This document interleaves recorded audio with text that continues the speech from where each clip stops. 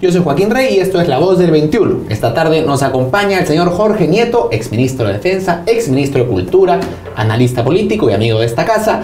Y lo hemos invitado para conversar varios temas de coyuntura, pero en particular uno que nos interesa mucho, que es la reforma política. Jorge, ¿cómo estás? Hola Joaquín, gracias por la invitación. Gracias por estar con nosotros.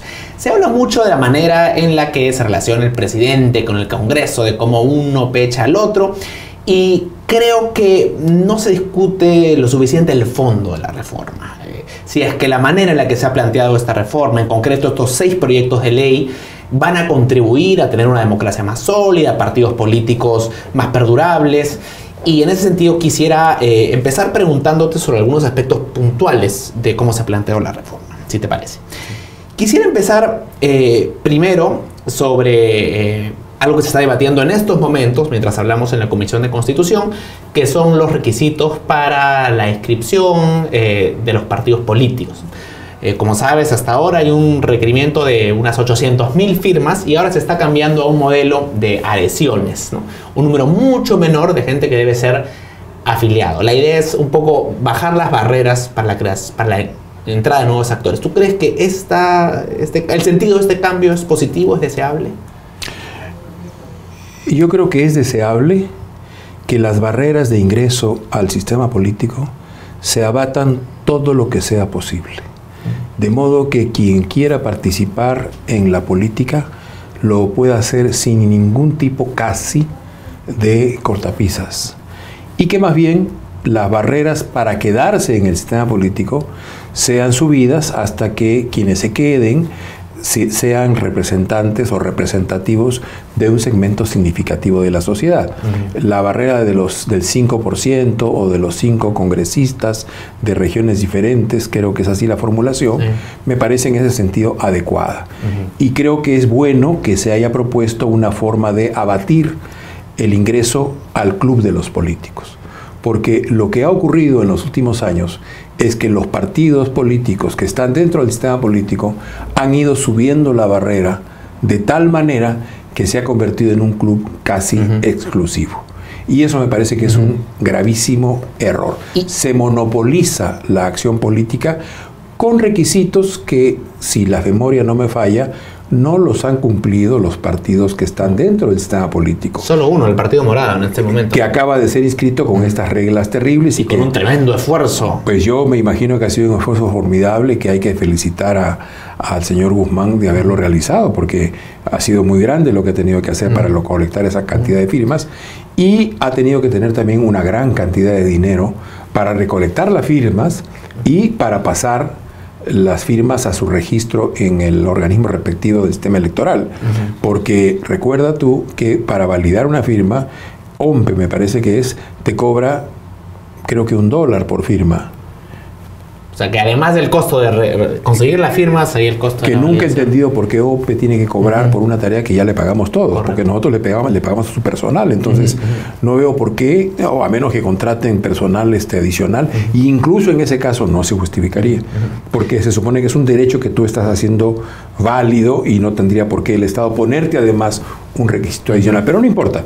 El hecho es que los requisitos enormes no los han cumplido los que han construido esa muralla de requisitos enormes. Y actualmente vemos en el Congreso, en la Comisión de Constitución, una cierta resistencia para bajar estas vallas. ¿Tú sospechas que es porque quienes ya están adentro quieren mantener esa posición de dominio? Yo creo que hay un club de socios de la política establecida que no quiere admitir nuevos miembros en el club. Y para eso dicen, bueno, nosotros no tendríamos problema en hacer las cosas, en recoger las firmas, somos los partidos más grandes, he escuchado decir a alguien así, pero a esos que los he escuchado decir eso, no les he visto hacer una sola movilización política significativa. Movilizaciones electorales fuertes, sí, y está por verse si las repetirán en la siguiente elección, pero movilizaciones políticas, ninguna significativa. Y es probable que con este cambio, en la próxima elección, algunas de ellas pierdan su inscripción incluso, ¿no? Si hablamos, por ejemplo, del APRA, ¿no? Si uno ve esta semana, Perú 21 publicó una encuesta, bajo el supuesto, digamos, de que hubiera una nueva elección congresal ahora, la intención de voto del APRA y otras agrupaciones no llega ni al 3%, ¿no? Yo creo que estamos asistiendo a una renovación del sistema político, de los actores políticos, del sistema de partidos, forzados por la crisis ética. Y la sociedad está muy cansada, muy agobiada, muy harta, no solamente de la corrupción, sino de la impunidad y de la manera como ciertos actores defienden la corrupción y convalidan la impunidad. Acaba de haber una votación sobre una congresista que evidentemente ha cometido faltas que ameritan su paso por el Poder Judicial, por la Fiscalía y por el Poder Judicial, y la han protegido. Antes de hablar sobre el futuro, quisiera mantenerme en el campo de las reformas propuestas por el Ejecutivo. Otro tema que ha generado bastante debate ha sido el tema de las elecciones internas, ¿no? El Ejecutivo lo ha propuesto como una elección simultánea, obligatoria y organizada por la OMPE, con el objeto de, al tener democracia interna, fortalecer la cohesión al interior de los partidos. ¿Esa es la manera correcta, crees tú, de fortalecer partidos? Los partidos no se resuelven o no se consolidan por decreto. Son procesos complejos. El APRA, que es el partido más antiguo que tenemos, ya va para los 90 años, es que no ha pasado los 90 años, se funda en el 31, de modo que pues va para allá. En 2 años cumple 90. En 2 años cumple 90. Fue la expresión de un largo proceso. Hay un libro maravilloso de Peter Clarence sobre las haciendas cañeras y la formación del APRA y cómo el APRA efectivamente expresa un segmento de la sociedad productiva del país. Y hay muchos otros libros sobre ese tema. De modo que los partidos no se fundan por decreto. Ahora, sí me parece bien que se abra de alguna manera el espacio para la participación de la sociedad en la conformación de las directivas, de los candidatos, de los partidos. Yo creo que ahí no tienen mucho que temer. Abrirse a la sociedad no es una cosa complicada. Se ha dicho que un argumento que he escuchado decir es: pero entonces así mi enemigo va a poder mandar gente a votar en mi partido y entonces afectará mis listas partidarias. No veo a ningún actor político con la capacidad de movilizar gente para su propia elección y además de eso lanzar un grupo de mitimaes a fastidiar la elección del partido vecino. No Además son al mismo día y obligatorio, solamente puedes votar por un partido. Sería obligatorio, sería en el mismo día. Si es la mejor forma, no sé, tengo mis dudas, pero tampoco lo veo mal. Pero es mejor porque el sistema actual dispone que los partidos pueden tener democracia interna, pero la OMPE no se mete, entonces al final del día pueden hacer... Ese es el principal tema para mí en ese punto de la reforma. Que los procesos sean abiertos a la ciudadanía o sean solo de los militantes de los partidos, sean llevados adelante por la OMPE. Para mí eso es, para usar una palabra que está de moda, la esencia de esa propuesta. Claro. ¿Por qué? Porque lo que necesitamos es que quienes compitan dentro de los partidos, sea en un terreno abierto o sea en un terreno restringido de militancia, lo hagan de acuerdo a reglas que se hacen valer y se hacen respetar y que puedan competir en igualdad de condiciones con otros militantes y con otros dirigentes de sus propios partidos, de modo que así se fortalece algún mecanismo de democracia. Y además yo creo que no hay ningún partido que tenga la capacidad logística de poner mesas a nivel nacional. Por eso la OMPE, que sí tiene esa posibilidad, esa maquinaria, también va a contribuir a que las elecciones sean realmente a un nivel nacional, ¿no? Y Joaquín, que garantice la imparcialidad, el cumplimiento de los estatutos, la legalidad de los procesos de elección. Si es abierta o si es restringida o si abrimos ahora un poco y vamos abriendo progresivamente hasta llegar a una apertura total, me parece a mí en ese tema un asunto menor. Para mí lo importante es que haya un organismo independiente de los partidos políticos, de las directivas de los partidos políticos más precisamente, que pueda garantizar la legalidad de los estatutos y del comportamiento de los actores en un proceso electoral dentro de los partidos, abierta o cerrada. Una propuesta que va de la mano con las elecciones internas obligatorias es la eliminación del voto preferencial, ¿no? ¿Qué te parece esa medida? Mira, nosotros establecimos en el 79 el voto preferencial. En la Constitución En la Constituyente del 79 estableció el voto preferencial. ¿Por qué se estableció el voto preferencial? Porque era una manera de pelear con organismos partidarios muy anquilosados. Las candidaturas en los partidos prácticamente tenían dueños. Las cúpulas ponían a los candidatos. Ponían a los candidatos y generalmente tenían esa capacidad de movilización que hacía que esos candidatos finalmente fueran los elegidos. Entonces, ¿para qué se abrió el voto preferencial? Para democratizar a los partidos. ¿Qué te quiero decir? Que la misma medida que hoy día se critica porque no democratiza a los partidos, en su momento fue señal de democratización de los partidos. Lo que te quiere decir, cosa en la que yo creo, que no hay medidas ideales, sino que cada medida cobra sentido en un contexto determinado, ¿no? Correcto. Entonces, vuelvo al tema de la elección, del voto preferencial. Si tuviéramos Senado y Cámara de Diputados, yo sería partidario de una elección en la Cámara de Senadores con lista cerrada, establecida por los partidos y mediante internas.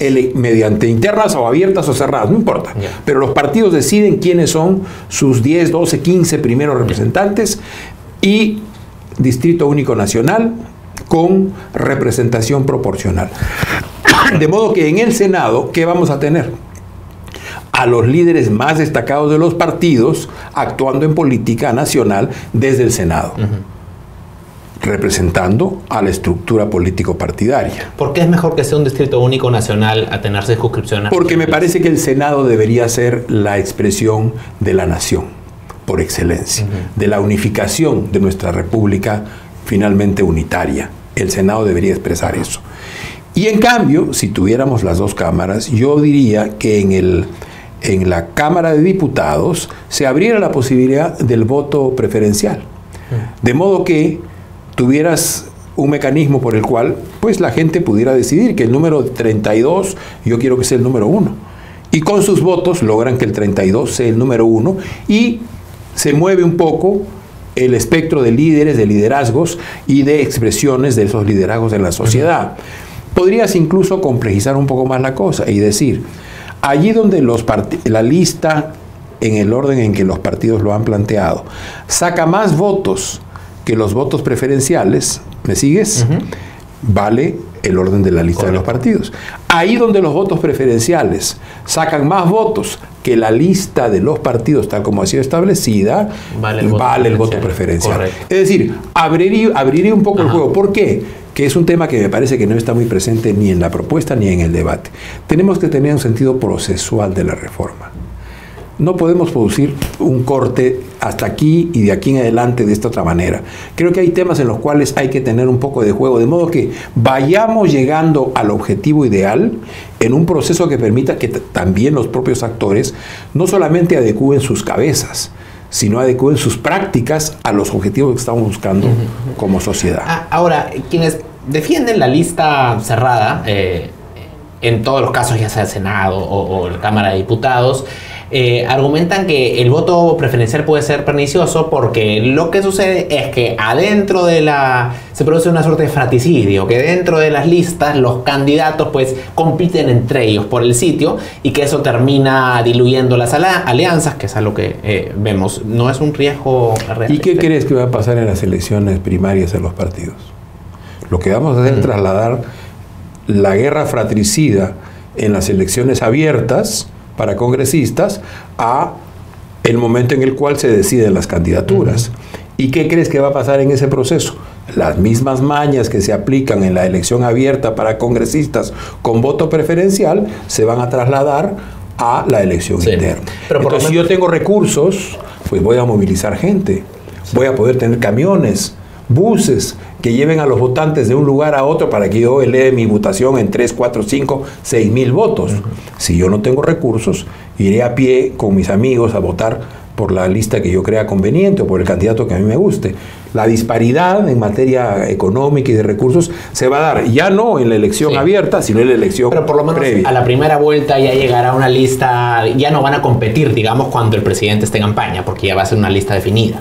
Puede ser, pero por ejemplo, si ese hubiera sido el criterio, Carlos Malpica, para pensar en un candidato de la izquierda unida de los años 80, nunca hubiera sido congresista, porque él participó con el último número de la lista.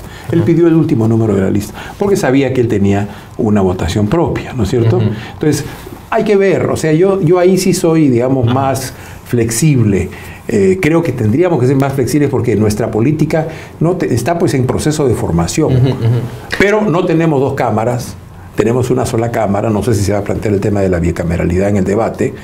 Y en todo caso, por ahora no. Planteado como está la cosa, tampoco lo veo mal. O sea, tampoco me parece que los partidos se mueran de voto preferencial. Hay un tema que quizás es el más espinoso y tiene que ver con la inmunidad, ¿no? El procedimiento para el levantamiento de la inmunidad parlamentaria, lo que se propone es que sea la Corte Suprema, y hay resistencias dentro del Parlamento porque muchos congresistas creen que debería ser el propio Congreso, que es como es actualmente. ¿Qué alternativa crees mejor tú? Tenemos claro cuál es, vuelvo a repetir la palabra, la esencia, ¿no es cierto? La esencia es que la inmunidad no se convierta en impunidad. Acabamos de tener un ejemplo el día de ayer o de anteayer con una de las congresistas que ha sido negada al Poder Judicial la orden para que ella pueda ser sometida a proceso. ¿Quién debe definirlo? ¿El Congreso o un organismo externo que puede ser el Poder Judicial, la Corte Suprema, el Tribunal Constitucional, el acuerdo, el Consejo de la Justicia, en fin, lo que fuere? Otra vez, lo importante es que esté claro que delitos previos no tienen inmunidad.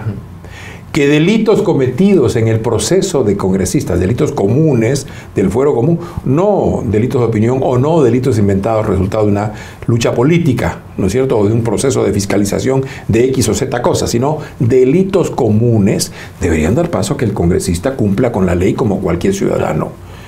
¿Quién lo hace? ¿El Congreso o un organismo externo? Pues yo creo que es debatible. Si nosotros le ponemos taxativamente al Congreso los casos en los cuales el congresista pierde su inmunidad en la ley, pues tienen que aplicarlo. Si nosotros establecemos un plazo, si ustedes en un mes no han resuelto una solicitud de tal o cual naturaleza de parte de la Corte o lo que fuere, silencio positivo, entonces ese congresista pasa a manos del Poder Judicial. Y el Poder Judicial resuelve. Encuentra que hay lugar a que vaya a juicio o encuentra que no hay lugar y que se regrese a su cámara, ¿no es cierto? Otra vez, no hay que ser muy inteligente para saber que si lo que queremos es que la inmunidad no se convierta en impunidad, hay mecanismos muy claros. Y aferrarse a que tiene que ser de fuera o tiene que ser de dentro, me parece un debate realmente... Pero creo que el tema del plazo sí es un tema clave, porque si ves, por ejemplo, el caso del congresista Donaire, si es que el Congreso hubiera tomado con mayor celeridad su caso, probablemente no sería prófugo de la justicia. Por eso te digo, establecer taxativamente en la legislación qué casos no comportan o no ameritan tener inmunidad parlamentaria. Y, en segundo lugar, establecer con mucha claridad plazos taxativos, de modo que la redacción incluso de la legislación no deje lugar a dudas. Ya ni siquiera digas un mes, di 30 días, de modo que no, y de 30 días calendario, para que no quede la ambigüedad de si es calendario o si es oficial. Pero puedes resolverlo de muchas maneras, es lo que te quiero decir. Lo importante es eso, que la inmunidad no se convierta en impunidad. Esta semana el presidente Vizcarra, en una entrevista, ha reiterado que desde su punto de vista, si es que las reformas no se aprueban en esta legislatura y sin alterar la esencia, para usar ese término, él va a tener la atribución de disolver el Congreso de manera constitucional. Y esto, bueno, ha generado pues reacciones airadas desde el Congreso. ¿Te parece que es un exceso de parte del presidente decir esto? Me parece que es parte de la lucha política tal como está planteada desde 28 de julio del 2016 para acá. ¿Qué hemos tenido del 28 de julio del 2016 para acá? Esa fue la decisión del electorado y también de nuestra estructura política, de nuestra ingeniería política. Lo que hemos tenido es un gobierno sin mayoría en el Congreso, y en el caso del gobierno de Pedro Pablo Kuczynski, sin posibilidad de tener mayoría, porque 73 votos de un lado hacían largamente una mayoría casi calificada. De modo que, salvo que se partiera Fuerza Popular, cosa que no ocurrió, salvo esa posibilidad, no había manera de que el gobierno tuviera mayoría en el Congreso. Por tanto, tenías un gobierno sin presencia parlamentaria mayoritaria o fuerte, y al mismo tiempo una situación pues de un gobierno debilitado, con un partido más bien frágil, con una presencia casi nula en las gobernaturas regionales, sin alcaldías municipales, ni provinciales, ni distritales, en fin, un gobierno estructuralmente frágil que, sin embargo, cada vez que apelaba a la sociedad, se convertía en un gobierno fuerte. Hay innumerables ejemplos de cómo cada vez que el presidente apelaba a la sociedad alrededor de causas justas, se convertía en un gobierno sólido, ¿no es cierto? Cuyo único respaldo era la aprobación popular. La opinión pública. Porque no era una bancada. No era una bancada. Del otro lado, ¿qué tenías? Del otro lado tenías una mayoría congresal muy fuerte, muy sólida, 72, 73, 72, y así luego ha venido erosionándose en un inicio, pero era una mayoría sólida, muy sólida, que sin embargo, cada vez que quería hacer lo que esa mayoría quería y le salía desde el hígado, no podía hacerlo. Y era rápidamente corregida o por movilizaciones de jóvenes o por el repudio de la opinión pública mayoritaria. Bueno, esa situación que está desde el 28 de julio, hoy día está también funcionando. Por eso he dicho yo que la principal bancada del presidente es la opinión pública. Y cada vez que algo se traba en el Congreso, él moviliza su bancada, ¿no es cierto? Y se la tira al Congreso y le dice, yo tengo una bancada más grande que tu bancada en el Congreso, ¿no? Y por tanto tienes que colocarte en este carril. El referéndum, el que hemos tenido en diciembre pasado, es expresión de eso. Frente a una asamblea, el Congreso, en la cual hay una mayoría de una coalición que resiste las iniciativas del Ejecutivo, el presidente dice, oye, voy a convocar a una asamblea más grande, la asamblea de todos los peruanos. Y en esa asamblea, tú que eres mayoría en esta pequeña asamblea, institucional, democrática, constitucional, en esta gran asamblea, tú no eres mayoría. Entonces, cuando tú usas un verbo que a mí no me gusta, porque es un verbo que viene de la jerga del AMPA, pechar, en realidad lo que estamos haciendo es poniendo en movimiento esta circunstancia, esta correlación que ha habido en el país. Entonces, ¿el presidente qué hace? Moviliza a la opinión pública para decirle al Congreso, oye, haz las cosas que te estoy pidiendo. Yo sé que tú tienes tantos votos allá en el Congreso, pero mira, yo también tengo un montón de votos.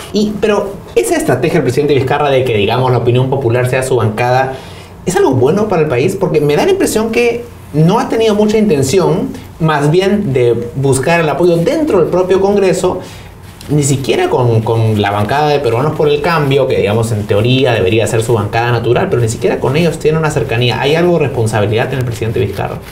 Bueno, yo diría que está en la situación. Es verdad que hay una cierta vocación plebiscitaria, ¿no es cierto?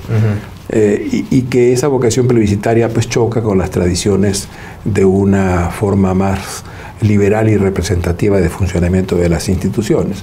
Pero por otro lado, los desbloqueos institucionales se han producido precisamente por esa ruta plebiscitaria. El más importante autor de análisis político, de historia política, de sociología política, Max Weber, hablaba justamente de las calidades carismáticas del liderazgo para romper bloqueos institucionales, ¿no? De modo que no es nuevo en la historia del mundo y no es nuevo en la historia de nuestro país. Hay quienes lo califican de populista. ¿Te parece un exceso? Para empezar, que yo no tengo la carga peyorativa de la palabra populista. Yo creo que en sociedades con una alta desigualdad, quien quiera que se vista en la bandera del populismo tendrá éxito. Y casi te diría que la forma populista como forma política, no como discurso económico, como forma política, es consustancial a sociedades de alta desigualdad. El populismo, como tú sabes, no es una política económica. La hemos tendido a asimilar a una política económica. Pero el populismo es una forma política. Y no es una forma política solo contemporánea. Si tú lees los análisis que hace, no recuerdo el nombre del historiador latino que alguna vez leí, de una rebelión en Roma, él dice, un líder carismático, una multitud enojada, una élite complacida de sí misma, alejada de la gente y una situación de crisis. ¿Qué son los ingredientes que tenemos? Que son los ingredientes que configuran lo que se llama el populismo. Tú podrías decir que Donald Trump es populista. podría decir que Donald Trump sí. es populista. Y sin embargo, no podría decir que Donald Trump es populista en el sentido en que se usa en América Latina la palabra populismo económico, ¿no es cierto? Más bien es todo lo contrario. Pero el populismo entendido como hacer una reforma porque va a ser aplaudida por la gente, pero sin realmente cuidar el contenido para que el impacto sea bueno.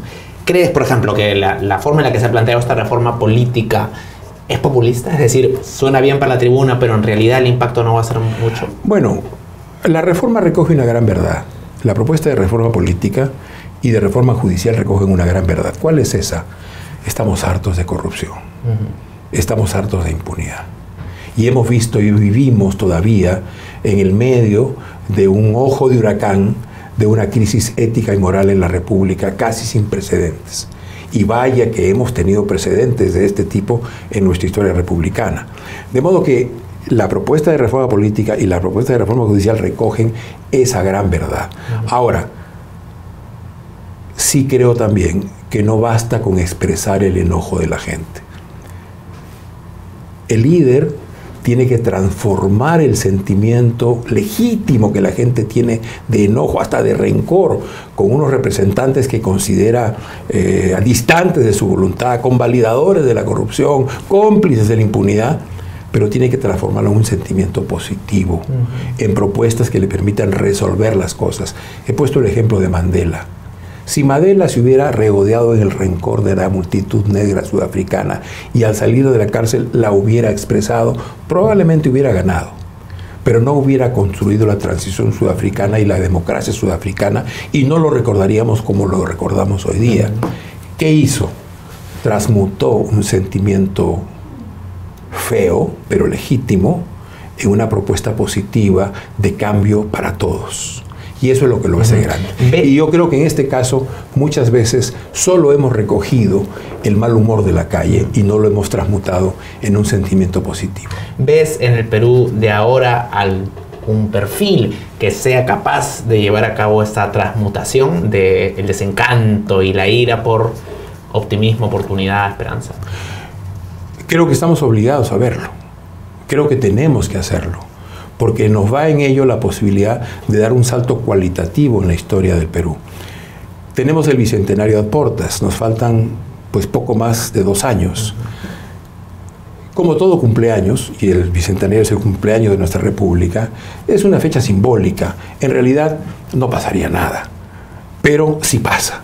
Es un momento en el cual hacemos un alto en nuestra historia, hacemos un balance y proyectamos cosas.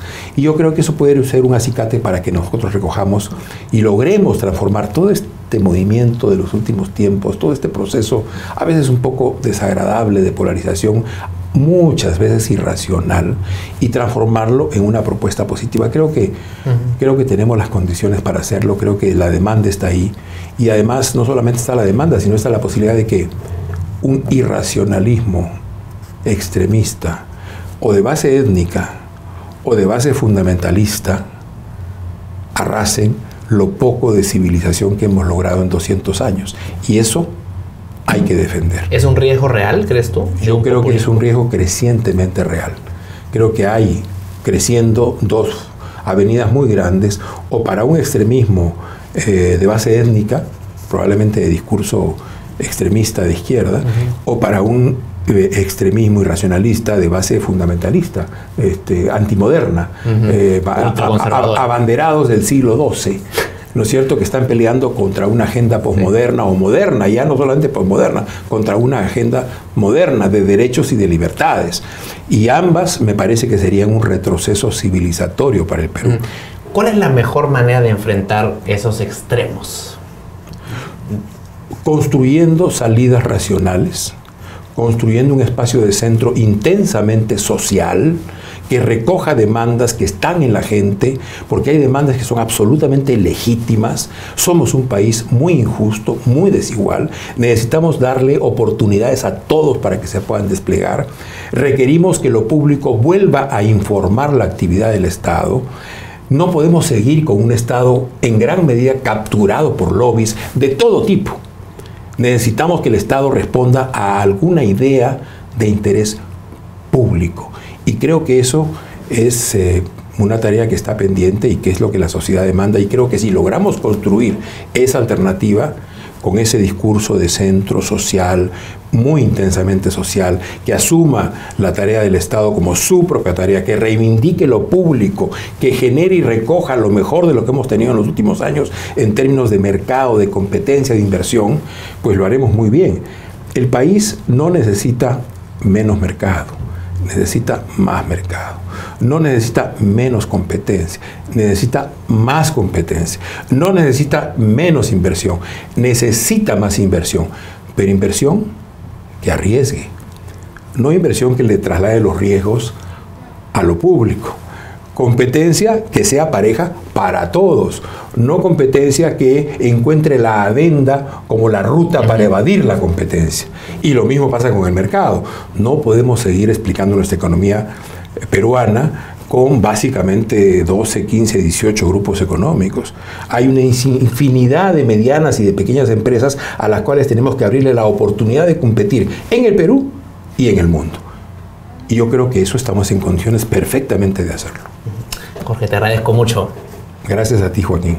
Gracias. Jorge Nieto en Perú 21 Televisión. Sigan atentos a nuestra programación. Buenas tardes.